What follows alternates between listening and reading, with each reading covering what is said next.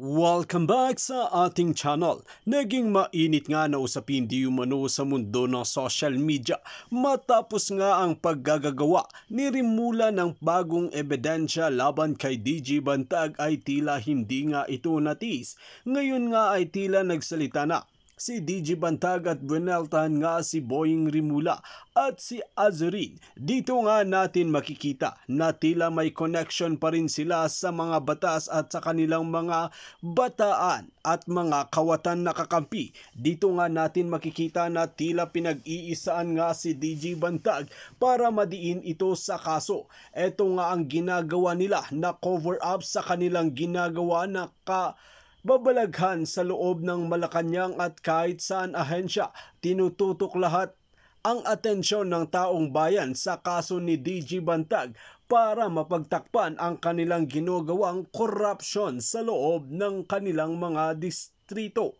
Dito natin mapapansin na tila wala na talagang matinong mga opisyalis ngayon. Meron man ay kakaunti lamang sila gaya lamang ni Marcoleta at ng iba pa.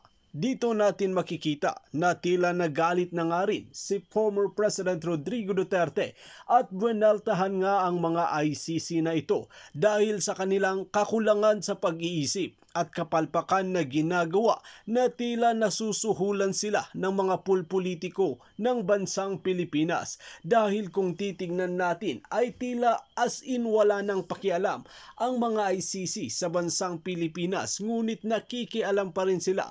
Tila dito natin makikita na hindi na nga nila maayos ang kanilang bansa ay makikisawsaw pa sila sa bansang Pilipinas. Dapat nga ang imbestigahan dito ay ang nakaupo sa loob ng Malacanang at kahit saan ahensya ang mga korap na opisyalis na mga ito. Well mga kababayan, para nga sa karagdagang impormasyon, panoorin nga natin ang buong video. At kung bago ka pa lamang sa aking channel, huwag kalimutan i-click ang subscribe button at notification bell para lagi kang updated sa ating mga bagong video. At para sa sulit viewers natin dyan, maraming salamat sa walang sawang pagsuporta. Ang una po natin pag-uusapan, ang sabi kasi dito mga kaibigan ni General Bantag, yan o, yung dalawang general, ito kasi hinahanap dyan guys yung dalawang general, di ba? Yan o, yung dalawang general ayaw banggitin ni Chief PNP Azurin dahil unfair daw. O, si Chief Azurin pala yun. Si Chief Azurin pala mga kaibigan ang nag-ano ng pangalan yan o. Chief PNP Azurin dahil unfair daw. Dahil magkakaroon daw ng investigation. Bakit hindi ba unfair din sa akin? O, sabi po ni General Bantag yun ha. General din ako Career ko rin to O, di ba? Kumbaga, mga kaibigan, bakit yung dalawang general hindi po nilalabas? Pero siya lang talaga mismo, no, bukod tanging general, ang talagang na-mention po dito mga kaibigan as persons of interest. Di ba? Napaka-unfair po mga kaibigan sa side ni Bantag. Kaya po nagagalit siya dito, guys. Bakit? Hindi ba unfair din sa akin? General din ako Career ko rin to. Minention ka agad ako ni General Azurin.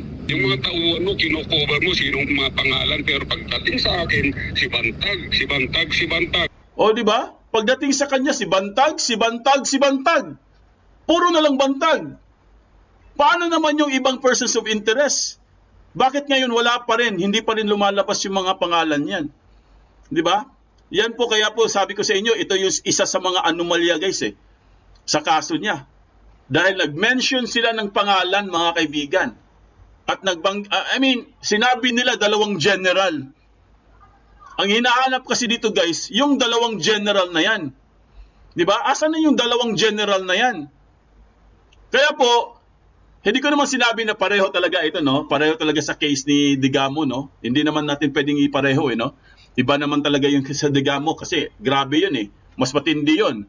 Pero guys, ganito ulit nangyari Di ba? Ang hilig nilang mag-mention ng mga pangalan, ang hilig nilang mag-name drop, at ang hilig din nilang maglabas ng mga kumbaga unverified truths.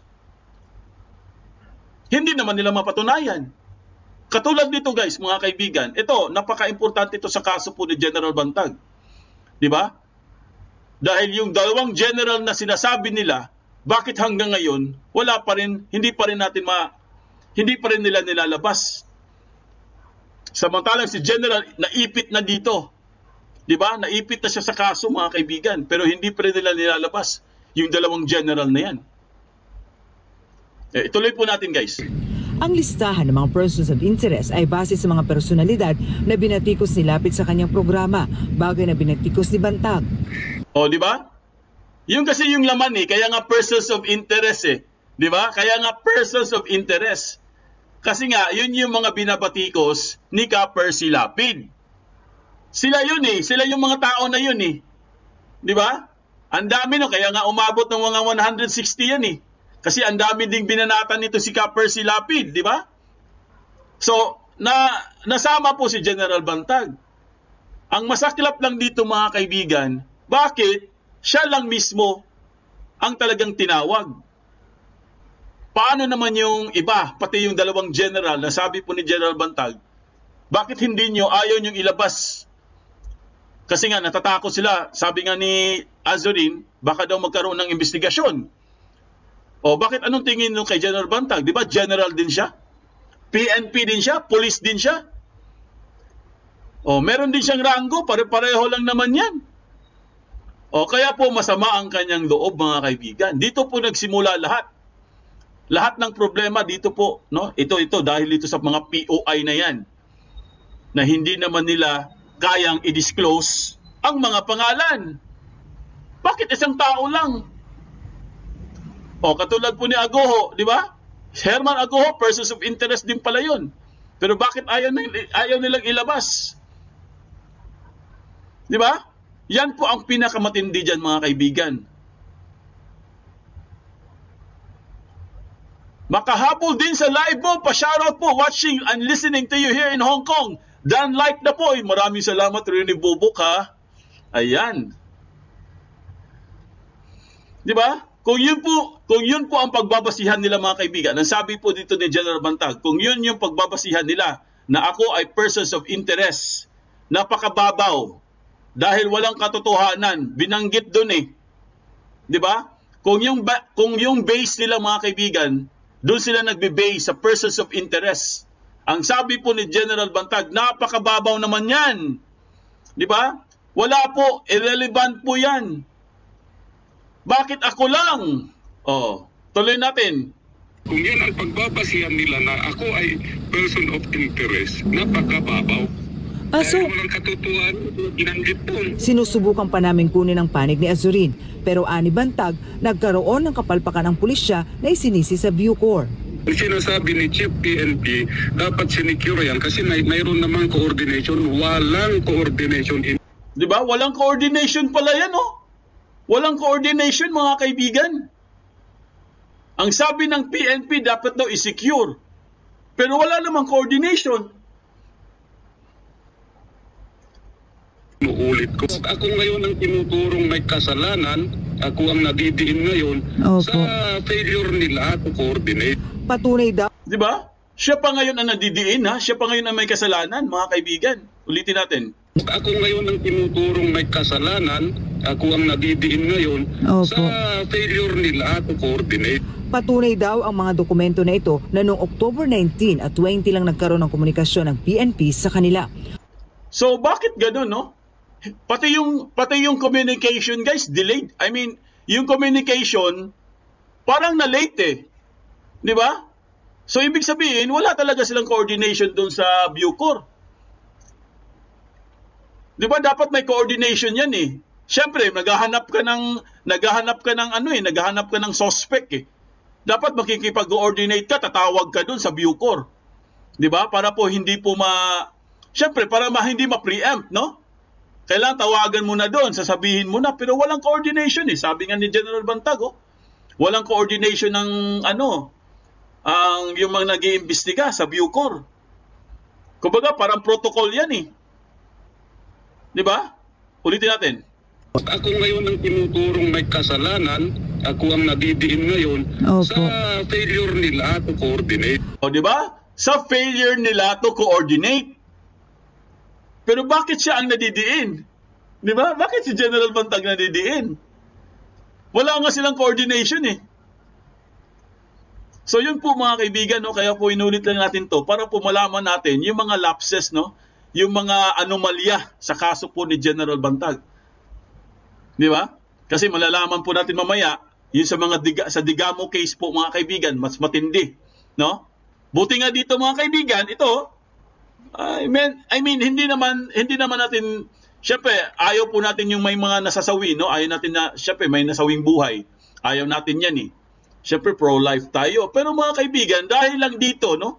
Dahil lang sa ganitong maling komunikasyon, maling coordination, walang tamang walang tamang sa PNP tsaka sa Bucor. Meron po may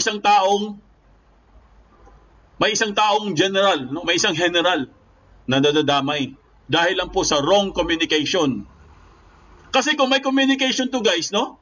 Nung 18 pa lang, wala na po, hindi po maano si Bantag dito kasi nga matagal na yun eh, 18, 19, 20, ilang araw nang lumipas, oh. Tapos sasabihin nyo, yung napas lang na Villamor, sasabihin nyo, yun. Mali-mali nga kayo sa pangalan eh. 'Di ba? Pati yung pagka-autopsy, mali din ang pangalan. So marami po talaga butas mga kaibigan sa kaso ni General Bantag. So sana talagang maano nila to, no? Maisama din nila na yung mga POI, no? Questionable kasi yung POI na yan eh. Diyan nagsimula lahat eh. Yung POI na yan, persons of interest, 'di ba? Dapat talaga matingnan din nilang mabuti yan, no? At ilabas nila yung dalawang general. Kung inilabas nila yung dalawang general, siguro tapos na yung usapan natin, no? Wala na siguro tayong pinag-uusapan ngayon. Di ba? Kung ilabas lang nila, no? Pangalanan nila. Sino ba talaga yung dalawang general na yan? Bakit pa si Bantag lang si Bantag? Bantag. Di ba? Malay natin kung hindi, di ba? Malay lang natin kung sino yung dalawang general na yan. Baka siguro sobrang taas ng mga sobrang lakas siguro ng mga pangalan nito kaya ayaw pangalanan. 'Di ba? Pero samantalang si General Bantag, siya talaga ang nadamay dito. 'Di ba? Klaro 'yun sa statement niya, guys, ha. Klarong-klaro sa statement niya. Tuloy natin. Patunay daw ang mga dokumento na ito na noong October 19 at 20 lang nagkaroon ng komunikasyon ng PNP sa kanila. October 18, namatay si Villamor. Malay ba natin na namatay yung tao, yung Villamor ang pangalan, 18. Nalaman ko lang yan, person of interest na yan ng PNP na Villamor through Secretary Boying Remulla. Di ba? Doon pala niya nalaman, kay Secretary Boying Remulla. Doon pala niya nalaman, mga kaibigan. Nung tumawag siya sa akin, nakita sila ng coordination, tapos kasalanan ba namin yun? Sila ang may kasalanan, hindi kami. Wala naman daw magagawa si Bantag sa pagkakatanggal sa kanya sa pwesto. Pero kawawa daw ang mga tao niyang inalis sa pwesto na nagtatrabaho lang. Sa tingin ni Bantag, ang mga drug lord ang may pakana sa lahat ng ito. Wala naman matibay doon kundi drug lords. Gusto lang naman siguro nila akong matanggal sa pwesto. Apela ni Bantag sa mga otoridad. Huwag naman kasing haphazard kasi hindi naman ako pulis. Pero galing naman ako sa Police Academy. Alam naman natin yung procedure. Huwag naman haphazard yung... Masama ang loob ng suspendi. Huwag naman kasing haphazard ang sinabi po ni General Bantag. Kasi hindi naman ako pulis. Yan o. Pero galing naman ako sa Police Academy. Alam naman natin yung procedure. Huwag namang haphazard. Pagpe-present siguro nila. Di ba? Napakatindi, di ba mga kaibigan? So kawawa po talaga si General Bantag, guys, sa sitwasyon na ito, no? Sa anomalya ng kaso niya. Na hindi man lang po talaga mga kaibigan nabigyan ng justice, no? Kasi kung tutuusin mga kaibigan, kung talagang sinabi lang nila, no? Kung sinama nila lahat ng mga persons of interest, malamang madali lang masolve ang kaso eh. Kasi 'di ba? Ang dami nun eh. Ilan ba 'yun? Pwede po nating Kasi siya lang tinawag na pangalan. O, Bantag. Di wala. Kaya po siya ang nadiin. Ipako na yan sa Cruz. Ipako na yan si Remulla at Abalos sa Friday sa Pampanga. Wala naman ginawa si BBM. Ipako na lang sa Cruz. Sa Holy Week. Malapit na palang Holy Week, you know? Next week Holy Week na ba mga kaibigan? Malapit na palang Holy Week. Magnilay-nilay na tayo. Ay nako. Yan po mga kaibigan, no? Team Karen Suzuki Charity Adeline. Ayan, Maganaka. Chow Shan, siguro kung babaliktad si Sec. Ito mga kaibigan, bumaliktad po si Secretary Boying. Ito, mapanoorin nyo guys. Okay? Kasi ang alam ko talaga mga kaibigan, sinabi talaga niya eh. Sinabi talaga niya na itong si Kong Teves ay fugitive or pugante. Okay, alamin po natin yan mga kaibigan ha. Panoorin nyo to.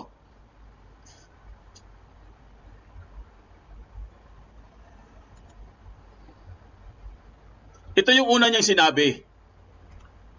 Bagaman wala pang inilalabas na arrest warrant, sinabi ni Department of Justice Secretary Boying Remulla na ikinukonsidera ng fugitive o pugante si Congressman Arnulfo Teves. Oh, di ba? Sinabi niya sa balita yan ha. Considered na siyang pugante Di ba? Sinabi niya yan Considered na siyang pugante. Di ba? Ngayon sasabihin niya, hindi niya sinabi.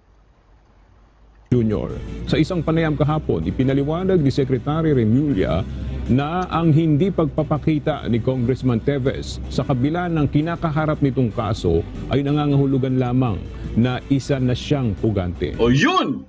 Isa na siyang pugante. Napakaklaro.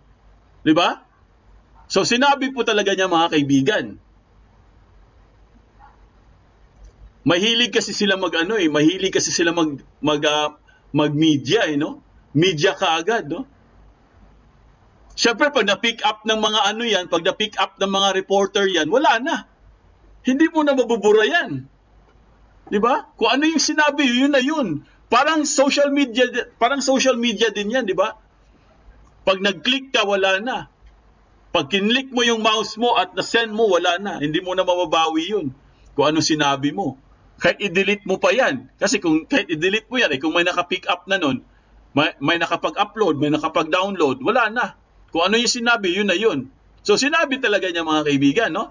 Correct me if I'm wrong, pero sinabi talaga niya na considered na pugante itong si Kong Arnie Teves. Considered.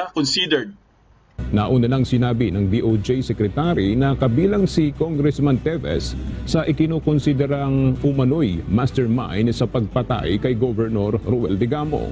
Di ba? Pati mastermind, sinabi din niya yan, ha? Maria Corazon Reyes, ayan, this is my real life. Good evening, Sir Foodie. Ingat po kayo. Palagi tayo nag-iingat. Di ba? Napakaklaro yun mga kaibigan, di ba? Crystal clear po ang sinabi niya. Sa ngayon, wala pang inilalabas na arrest warrant ang korte laban sa kongresista. Paliwanag ni Secretary Remulla, kailangan pa rin na pairalin ang due process. Nako, due process naman. Narinig ko na naman due process. Okay ha? Tandaan niyo yun ha, sinabi niya na pugante. Okay, ito naman yung sinabi niya guys na hindi daw pugante itong si Wala daw siyang sinabi. Okay, panoorin natin.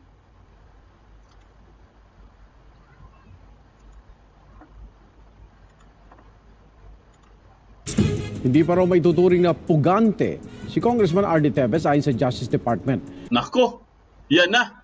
Iba na yung sinasabi ngayon. Hindi daw pugante. Kanina pugante, ngayon hindi daw pugante. Ano ba talaga?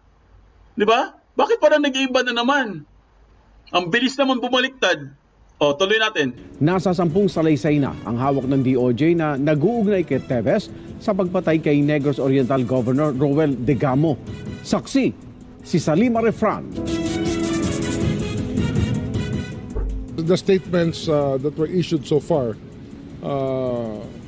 point to a certain involvement on his part. 10 salaysay na ang hawak ng Justice Department na nagdadawit kay suspended Congressman Arnie Teves sa pagpatay kay Governor Roel Degamo at 8 iba pa. Kabilang sa Dapat na ba ito para paharapin sa reklamo si Congressman Teves? It may be enough depending on the requirement of the panel of prosecutors. But it's better if we can further the information there. Pero sa ngayon, hindi pa raw maituturing na fugitive o pugante sa batas si Teves dahil sa gumugulong na proseso ng batas. Gayunman, He's a person wanted for questioning. He has a lot of explaining to do. He's a subject of summons so that he can do his explaining. But the fact that he does not want to be served with the service of summons means that he's evading. Di ba he's evading, sabi niya, mga kaibigan. Kasi dapat hindi ka agad nagsasalita, no? Hindi ka agad lumalabas sa media, para wala po tayong mabitawan na na mga kunwari yan, sasabihin mo pugante na siya. Hindi pa pala. Laban, bawi. Yes, I agree. Laban, bawi. Patay og limulong tawan. Eye of the tiger. Ayan. Laban bawi, no? Laban bawi. Kasi nga, nagpo-pronounce ka agad, no? Nagsasabi ka agad, Dapat kasi hindi mo na nagsasalita, Dapat kasi, mo na, no? Itapusin mo na lahat ng mga ebidensya, lahat, no? Kumbaga, siyempre, meron niyang due process. Siya na nga nagsabi, may due process yan, O, di, gawin niyo muna yung due process bago kayo magbigay ng mga statement sa mga media. Kasi, minsan kasi excited sila masyado, no? So, pag nabitawan na nila yung salita na yon, o pugante, wala na. Iba na interpretasyon ng mga tao. Tapos, pag na-realize nila na mali pala sila, bigla naman nilang babawiin ngayon sasabihin nila. Bigla silang babaliktad, sasabihin nila, hindi daw nila sinabi yun. Gandang gabi, Sir Foodie at Katim Bantag. Ayan, Beatrice Calciao. Di ba? Pabago-bago sila ng statement, mga kaibigan. Dapat kasi isang lang talaga sila, no? Isang, kumbaga, kung ano yung sinabi nila, yun na yun. Walay ayo si Bubuying. Amor Grandes Vlog. Ayan. Tuloy natin, mga kaibigan. Isikap naming hinga ng pahayag ang kampo ni Arnie Teves na nauna nang nagsabing di ito makabalik ng bansa dahil sa pangamba sa seguridad. Kagabi, isinuko ni dating Gobernador Pride Henry Teves ang kanyang mga armas sa Bayawan City Police Office para sa safekeeping. Nauna na raw nagbigay ng waiver ang dating gobernador para silipin ang kanyang mga bank account at phone logs. Iba yung waiver niya, iba yung waiver na ibang bibigyan ng waiver si former congressman, si Congressman Arnie. I wish it was him giving the waiver, not Henry. Samantala, si House Speaker Martin. Ayun po, mga kaibigan, sa akin lang naman dito, guys, kaya po kinumpare natin yan, yung dati niyang pahayag, yung isa niyang pahayag.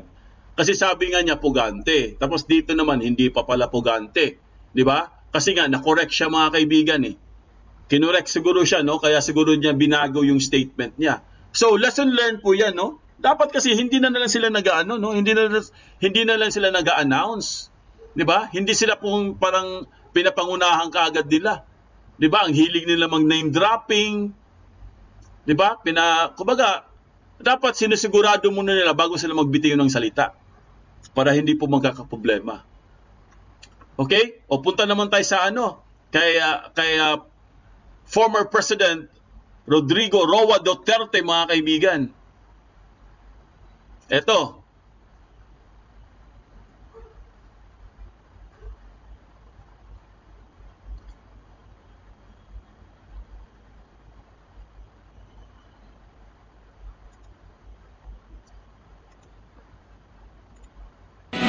Muling iginiit ni dating Pangulong Rodrigo Duterte na hindi dapat mangialam ang International Criminal Court o ICC sa Pilipinas.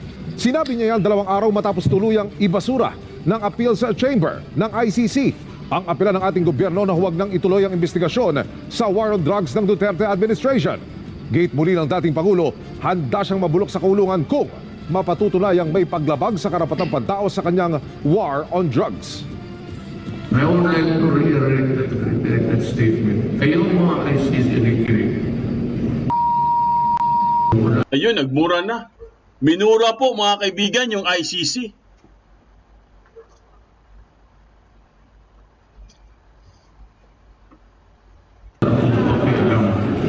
You know, early on sa aking presidency, kung nakinig kayo, I would state my name, my honor, and the presidency itself.